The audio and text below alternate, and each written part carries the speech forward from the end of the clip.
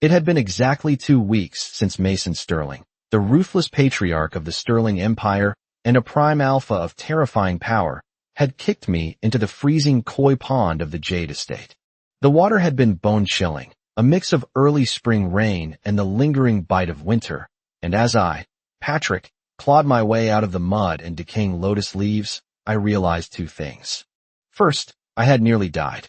Second, I wasn't in my own world anymore. I had transmigrated into a book, a trashy, high-drama Omegaverse romance novel called Red Blaze that I had foolishly invested in back in my real life. And of all the characters I could have inhabited, I was stuck in the body of the villainous fodder, the canary kept in the gilded cage of the Jade Estate, destined to die in 3 years by Mason's own hand. The original Patrick was a vicious, brainless schemer whose only purpose was to act as a body double for the protagonist, Julian, until Mason realized his true feelings. But I wasn't the original Patrick. I was a businessman, a survivor, and I had no intention of dying for a plot hole. Mr. Patrick, a voice cut through my brooding as I stood by the manicured hedges of the estate's garden. It was a waiter, dressed in a crisp black vest, looking at me with a thinly veiled sneer. Gavin is waiting for you in the back hall. I turned slowly, swirling the champagne in my flute. Gavin, I repeated, testing the name of Mason's head assistant. Let him wait. I'm enjoying the view. The waiter blinked, clearly not expecting the kleptomega to have a backbone. But sir, Mr. Sterling's assistant is an assistant. I cut him off, my voice smooth but cold. And I am the man currently living in the master's private residence. Do you really want to lecture me on punctuality? The waiter swallowed hard, the scent of his own anxiety spiking in the air. No, sir. Good, I murmured, taking a sip of the wine. Now, tell me, what's the gossip tonight? Why is the estate buzzing like a kicked hornet's nest? The waiter hesitated, then lowered his voice, eager to share the scandal. It's Julian, sir. The young master of the Summerfield family. He's back from Europe. They say he's here to see Mr. Sterling. I felt a cold smirk tug at my lips. Julian. The White Lotus. The one I was supposed to be replacing. The plot was moving faster than I thought. Is that so? I drawled. Well, isn't that exciting? A reunion. They say. The waiter whispered, leaning in, that Mr. Sterling sent him away to protect him, and now that he's back. Well, people are wondering where that leaves you. I laughed, a low, dark sound. Where that leaves me? It leaves me exactly where I want to be. Front row seats to the show. I finished my drink and handed him the empty glass. You can tell Gavin I'm coming. Fashionably late, of course. As I walked through the opulent gardens, the air thick with the scents of expensive perfumes and the underlying, aggressive musk of alphas posturing for dominance, I spotted him. Julian. He stood near the entrance, surrounded by a group of sycophants. He looked exactly like his character description, delicate, doe-eyed, radiating a scent of sweet vanilla and innocence that made every alpha in a 5-mile radius want to protect him. He was talking to Gavin, looking distressed. Gavin, is it true? Julian was asking, his voice trembling. Is Mason really? Does he have someone else living here? Gavin, ever the professional, looked pained. Julian, it's complicated. Mr. Sterling has his reasons. Reasons? Julian choked out. He promised me. I decided it was time to make an entrance.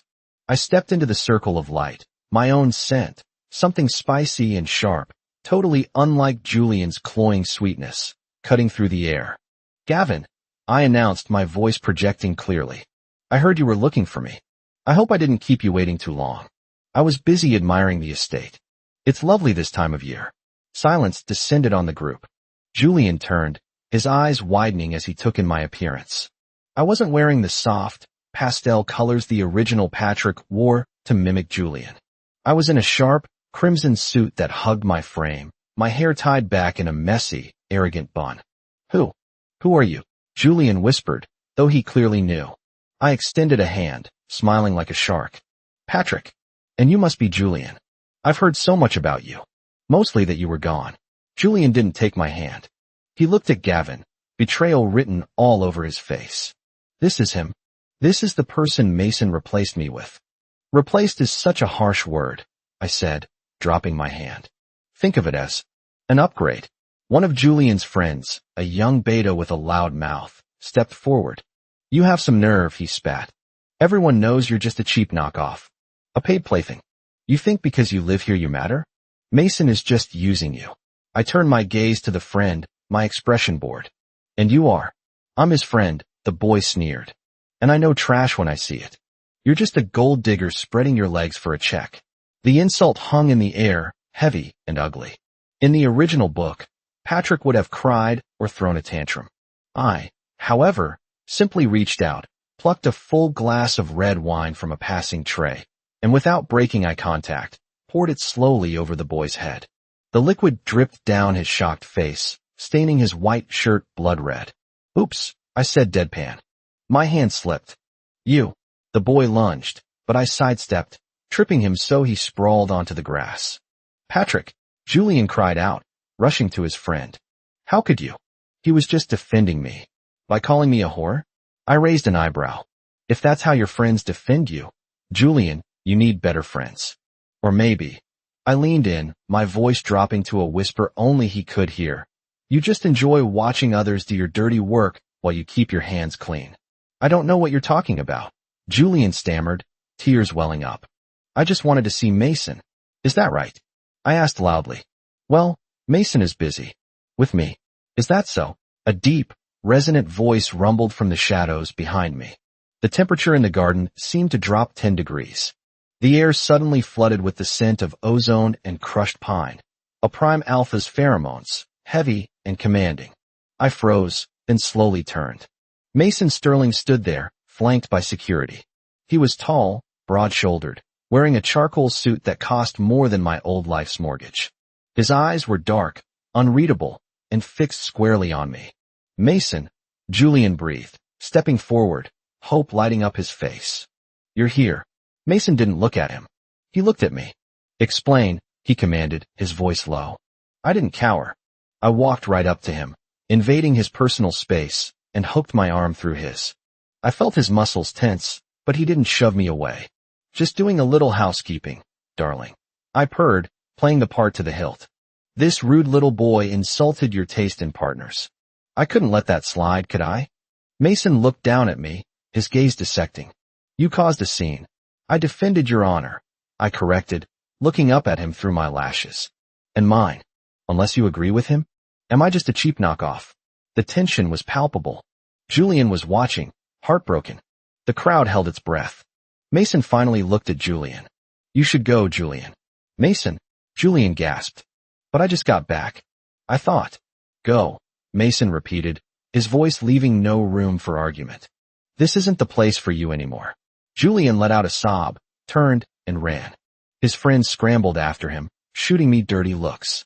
I stood there, still holding Mason's arm, feeling the heat radiating off him. "You can let go now," Mason said, his tone dry.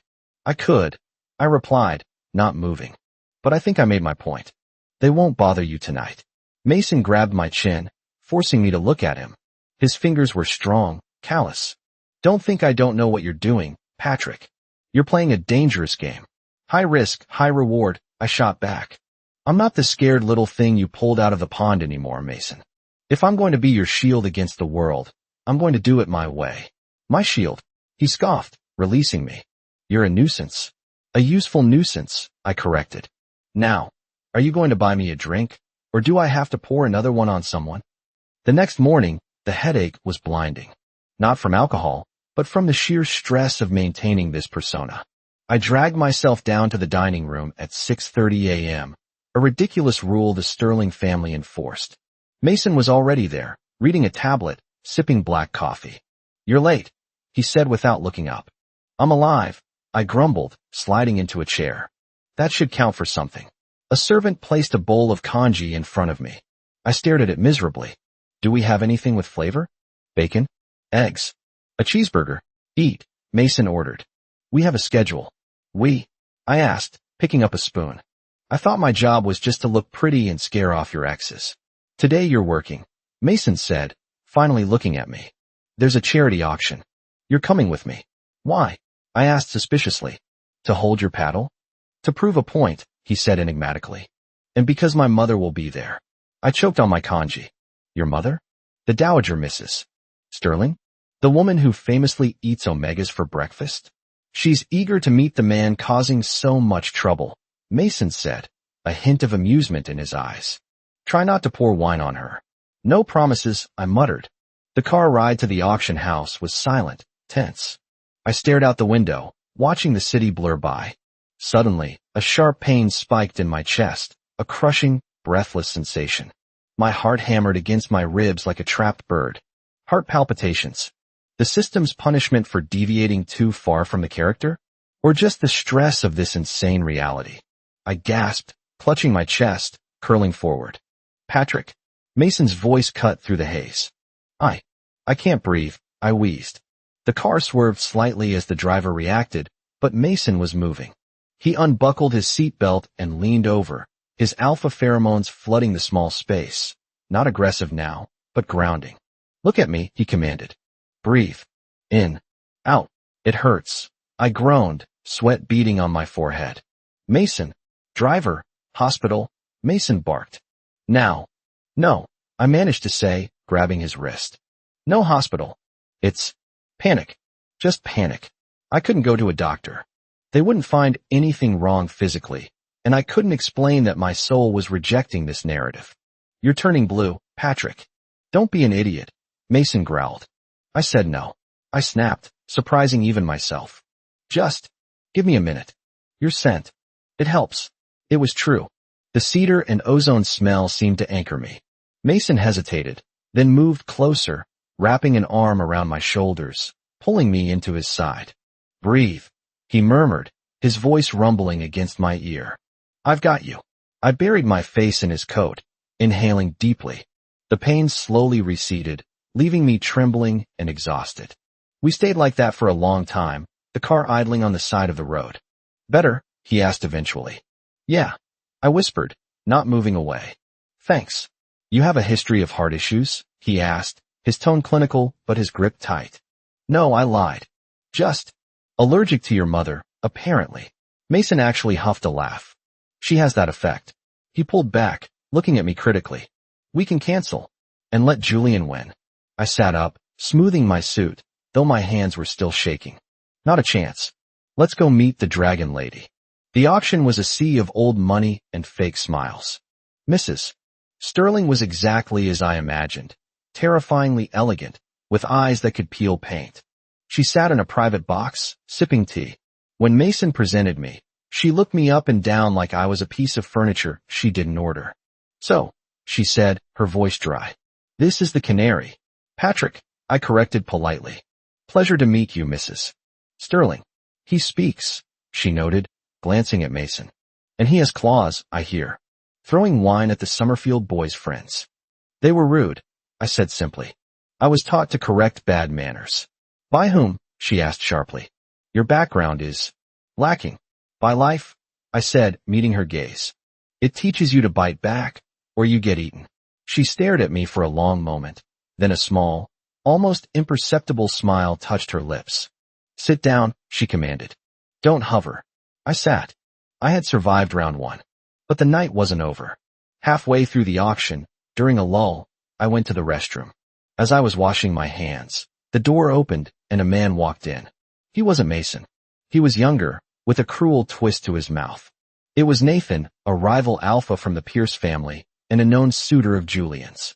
You're the one in the way, Nathan said, locking the door behind him. I dried my hands calmly. In the way of what? The urinal? Be my guest. Nathan stepped forward, his pheromones flaring, rotten wood and gasoline. It was meant to intimidate, to make an Omega submit. You think you're funny? You're ruining everything for Julian. Mason belongs to him. Mason belongs to Mason, I said, leaning against the sink. And Julian is a grown man. If he wants Mason, let him come fight for him. Sending his lapdogs is pathetic. I'm going to teach you a lesson, Nathan growled, reaching for me. I didn't wait. I grabbed the heavy soap dispenser off the counter and swung it. It connected with his temple with a sickening crack. Nathan stumbled back, blood trickling down his face, looking more shocked than hurt. You hit me. I'll do worse if you don't unlock that door, I threatened, raising the dispenser again. I am not the damsel in this story, buddy. Suddenly, the door was kicked open from the outside. The lock shattered. Mason stood there, fury radiating off him in waves. He looked from Nathan's bleeding head to me, holding the soap dispenser like a weapon. Mason, Nathan cried, playing the victim. Your psycho attacked me. Mason walked past him, ignoring him completely, and came to me. He took the dispenser from my hand and set it down. Did he touch you? Tried to. I said, my adrenaline fading. Didn't get the chance. Mason turned to Nathan. Get out. But, if you are not out of this building in 30 seconds, Mason said, his voice terrifyingly calm, I will destroy your family's company by morning. Try me. Nathan fled. Mason looked back at me, sighing. Can I take you anywhere without a violent incident? Stop taking me to places filled with idiots, I retorted. Come on, he said, taking my hand. Let's go home. The car ride back to the Jade estate was quiet, but the air had shifted. The animosity was gone, replaced by a strange, tentative truce. Why do you stay? Mason asked suddenly, breaking the silence. You fight everyone. You hate the rules. You clearly hate the food. Why stay? I looked at him. In the dim light of the car, he looked less like a tyrant and more like a tired man carrying the weight of the world. Because, I said, choosing my words carefully, it's safer than the alternative. The alternative being death by plot. Is that the only reason? He asked, his dark eyes searching mine. And, I added, a small, genuine smile playing on my lips, the pay is excellent. Mason chuckled, a low sound that vibrated through the seat. Mercenary. Businessman, I corrected. When we arrived, I didn't go to my room. I followed him to his study. We need to talk, I said. About the future. Mason sat behind his massive mahogany desk and loosened his tie. Go on. I'm not going to be your canary forever, I said, pacing the room. And you're not going to want me forever. Eventually, Julian will wear you down, or you'll need a political marriage, or the plot will demand. I stopped myself. Or circumstances will change. And I want a contract, I said. Formal. I will play the villain. I will keep the gold diggers and the Julians and the Nathans away from you. I will manage your household and scare your mother. But in return, I want 3 things. Mason leaned back, intrigued. Name them. 1. I held up a finger. Financial independence. I want to invest my allowance. No questions asked. Done, Mason said immediately. 2. No touching unless necessary for the act. I am not a warm body for your bed. Mason's eyes narrowed slightly, traveling over me. Agreed. Though you seem to be the one initiating contact most of the time. I flushed. That's acting. Method acting. Right. And 3. I said, my voice serious. When the time comes. When you decide you want Julian or anyone else. You let me go. Clean break. No revenge. No, nobody leaves Mason's sterling drama. I walk away with my money and my life. Mason was silent for a long time. The clock ticked loudly on the wall. You think I want Julian? Everyone wants Julian, I said bitterly. He's the hero. I don't need a hero, Mason said, standing up and walking around the desk. He stopped in front of me, close enough that I could feel the heat of his body. I need someone who can stand next to me without breaking. Someone who hits back. He reached out, tucking a stray lock of hair behind my ear. The touch sent a jolt of electricity down my spine that had nothing to do with fear. I accept your terms, Mason said softly. But warn you, Patrick. I rarely let things go once I've claimed them. I'm not a thing, I whispered, unable to look away. No, Mason agreed, his thumb brushing my cheekbone. You're definitely not. The weeks turned into months. I became a fixture at the Sterling Group headquarters. I wasn't just the kleptomega anymore, I was Mason's shadow. I handled the difficult clients, I reorganized the chaotic filing system of the executive suite, and I ruthlessly blocked every attempt Julian made to accidentally run into Mason. One rainy Tuesday, I was in the break room making coffee when I heard sniffling. I peeked around the corner. It was Julian, cornered by Gavin. I just want to give him these files, Julian was pleading. It's important. Mr. Patrick handles all direct files for the CEO, Gavin said, sounding exhausted. Patrick doesn't understand the business. Julian cried. He's just a distraction. I stepped out, leaning against the doorframe. Actually, I have a degree in economics from. I paused. My degree was from my old world. Let's just say I know how to read a spreadsheet, Julian. Hand them over. Julian glared at me, his eyes red-rimmed. You're ruining him. Everyone says he's changed since you came. He's colder. More ruthless. He's efficient, I corrected, taking the files from his reluctant hands. And he's not being pestered every 5 minutes by someone trying to turn a board meeting into a soap opera. Go home, Julian. I hate you, Julian whispered. Get in line, I said cheerfully. I walked into Mason's office and dropped the files on his desk. Your boyfriend was crying in the break room again. Mason didn't look up from his computer. I don't have a boyfriend. I have a headache. And a very annoying assistant. Personal assistant, I corrected, pouring him a fresh cup of coffee. Drink this. You look like hell. Mason took the cup, his fingers brushing mine. He held on for a second longer than necessary. There's a dinner tonight. With the Pierce family. Nathan will be there. And his older brother, the head of the family. The Shark Tank, I mused. Fun. Do I need to bring a weapon? Just your sharp tongue, Mason said, taking a sip. And maybe wear that black suit. The one that fits. Well, I felt a flush rise to my cheeks. Are you flirting with me, Mr. Sterling? That's a violation of Clause 2. I'm merely stating a strategic advantage, Mason deadpanned. Distraction is a valid tactic. The dinner was a disaster waiting to happen. The Pierce family patriarch was a slimy alpha who looked at me like I was a piece of meat. Nathan glared daggers at me across the table. So, Mason, the elder Pierce said, slicing his steak aggressively. I hear you're keeping pets in the office now. Unconventional. Patrick is a valued member of my team, Mason said coolly. Is he? Pierce sneered. I thought he was just 4. After-hours entertainment. I smiled, picking up my wine glass. Mr. Pierce, if I were only for entertainment, I wouldn't be sitting at this table. I'd be under it. But since I'm here, let's talk about that merger you're so desperate for. The one where you're trying to hide $3 million in debt in your subsidiary companies. The table went dead silent. Pierce turned purple. How dare you? It's on page 42 of the audit report you try to bury, I continued breezily. Mason noticed it. I confirmed it. So, unless you want the SEC knocking on your door tomorrow, I suggest you treat me with a little more respect. Mason took a slow sip of his wine, hiding a smirk. You heard him. As we left the restaurant, leaving a sputtering Pierce family behind, Mason pulled me into the back seat of the car. He didn't tell the driver to go. He just looked at me, his eyes intense, burning. You audited them? He asked. I got bored on Tuesday, I shrugged. Numbers talk to me. You are incredible, Mason murmured. Before I could deflect with a joke, he kissed me. It wasn't a tentative, testing kiss. It was possessive, hungry, demanding. It tasted like wine and power, and something terrifyingly like need. I froze for a split second, my brain screaming asterisk contract. Plot. Danger. Asterisk, but my body betrayed me. I melted into him, my hands tangling in his hair, pulling him closer. When we finally broke apart, breathless, I stared at him, wide-eyed. Clause 2, I whispered weakly. Void. Mason growled, and kissed me again. The climax of the story, the original story, was supposed to be a kidnapping. Julian gets taken by the villain. Mason saves him. They confess their love. But the plot had warped. I was leaving the office late one night, alone.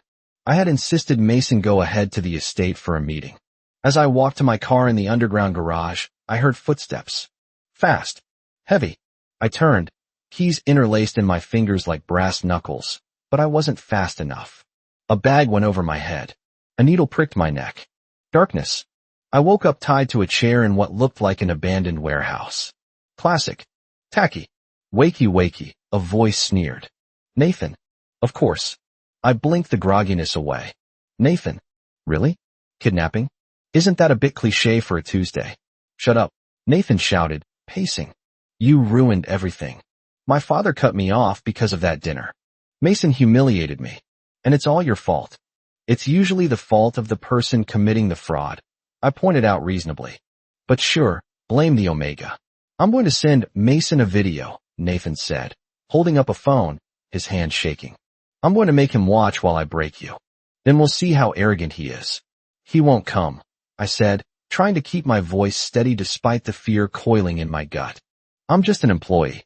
A distraction. Liar. Nathan screamed. I saw how he looks at you. He never looked at Julian like that.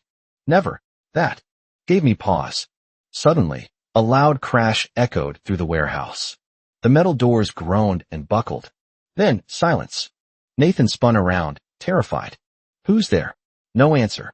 Just the sound of slow, deliberate footsteps. Then, chaos. The skylights shattered as men rappelled down. Security forces. Mason's private guard. Nathan tried to grab me, to use me as a shield, but a gunshot rang out, hitting the floor inches from his foot. He froze. Mason walked out of the shadows. He wasn't wearing a suit jacket. His sleeves were rolled up. He held a gun with a casual, terrifying ease. His scent was overwhelming, pure, unadulterated rage. It filled the warehouse, making Nathan whimper and drop to his knees in submission. Mason didn't even look at him. He walked straight to me. He holstered the gun and began untying the ropes with shaking hands. Patrick, he breathed. Are you hurt? Did he touch you? I'm fine. I rasped, my bravado finally cracking. Just tied up. He has terrible knot-tying skills. Mason cut the last rope and pulled me into his arms, crushing me against his chest. I could feel his heart hammering, wild, frantic. I thought I lost you. He buried his face in my neck. I thought I was too late. You came, I whispered, holding on to him just as tight. You actually came. I would burn this city to the ground to find you, Mason said, pulling back to cup my face. Don't you get it yet? It's not Julian. It never was. It's you. It's always been you since you climbed out of that damn pond and looked at me like you wanted to kill me. I laughed, a wet, choked sound. I didn't want to kill you. Do you still? I looked at him. The villain. The hero. The man who just stormed a warehouse for me. No, I said softly. Now I think I just want to go home. Mason kissed my forehead. Let's go home. He picked me up bridal style, ignoring my protests. As we walked past the cowering Nathan, Mason paused. Gavin, he said without looking back. Yes, sir. Gavin appeared, looking unruffled. Make sure Nathan Pierce regrets the day he was born. Legally, of course. Of course, sir. We walked out into the cool night air. The sirens were wailing in the distance. The plot was broken. The story was ruined. And as I rested my head on Mason's shoulder, listening to the steady beat of his heart, I knew I wouldn't rewrite a single word. Mason, I asked sleepily as he settled me into the back of the car. Yes. Does this mean I get a raise? Mason laughed, kissing my knuckles. You get everything, Patrick. You get everything.